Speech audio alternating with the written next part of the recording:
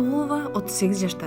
Жолдошу Алитет Атакеев экөө 5 жылдан бери Бишкектин чет жакасында күнөскана иштетип келишет.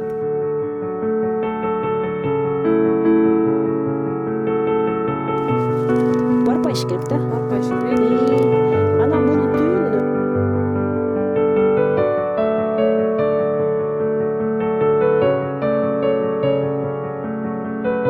Замира кесиби боюнча дарыгер. Ал көп жылдар бою Борбор калаадагы 4-республикалык ооруканада анестезиолог болуп иштеген. Жолдошу күнөскана иштетип баштаганда ага жардам берип жүрүп, өзү да кызыгып калганын айтат. Бул теплицанын бир четинин несі жакшы, ден соолукка өтө пайдалуу да. Чистый воздух. Анан кийин кандай десем, нервин успокаивать этет, во-первых. Анан кийин чистый воздух. Анан кийин аял кишинки, зелень негизи аял кишинки да булчу. Мындай буну байлап аткан наслаждение аласың да, удовольствие аласың да айтканда. Азыркы учурда күнөсканада капуста, помидор жана зелендин уруктары себилип, жазында сатууга даярдалып жатат. Өсмөн эми кылып атабыз. Кудай берекесин берсин, болуп атат. Кудайга шүгүр.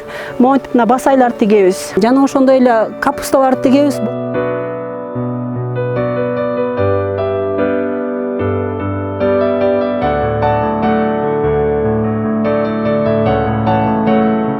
Дыйкан айымдын айтымында ар бир көчөт өзгөчө көңүл бурууга муктаж. Стакандар тишет, анан 2 күндөн аны өндүрөбүз, өндүргөндөн өңгөн немесин баарын чытап чыгабыз.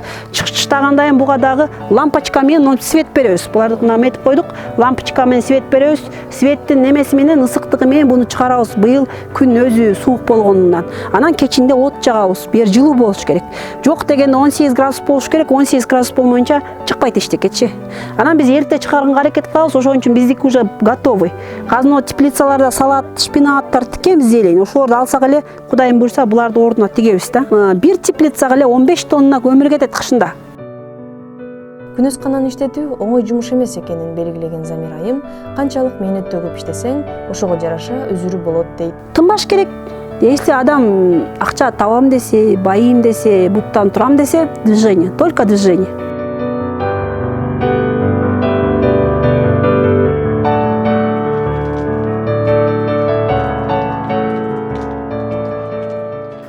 Кызым мен эмнеди үйрөтөм? Эмне деп үйрөтөм мен? Кандай болуш керекти үйрөтөм?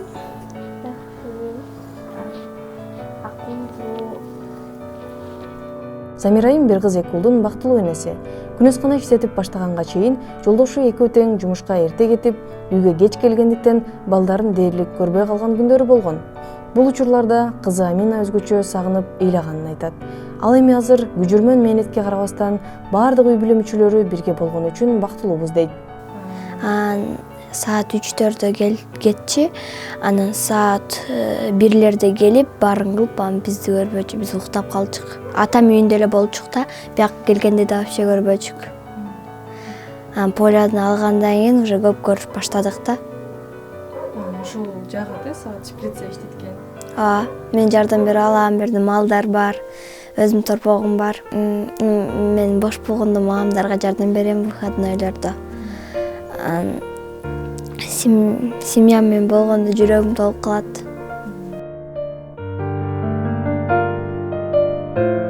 Замира айым бир гана күнөсканада иштебестен, жаз айларында трактор менен жерлерди да кайдайт.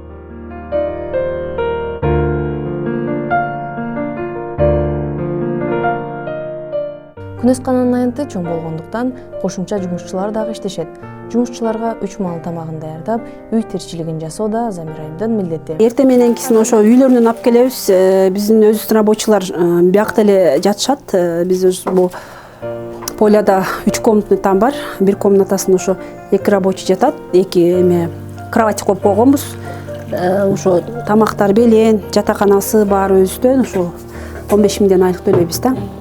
3 маал тамак, ысык тамак. Анан кийин эрте мененкисин как положено сүт беребиз. Чоң бир керзем пияла сүт беребиз. Анан түшкүсүн болсо айран менен тамак всегда болот.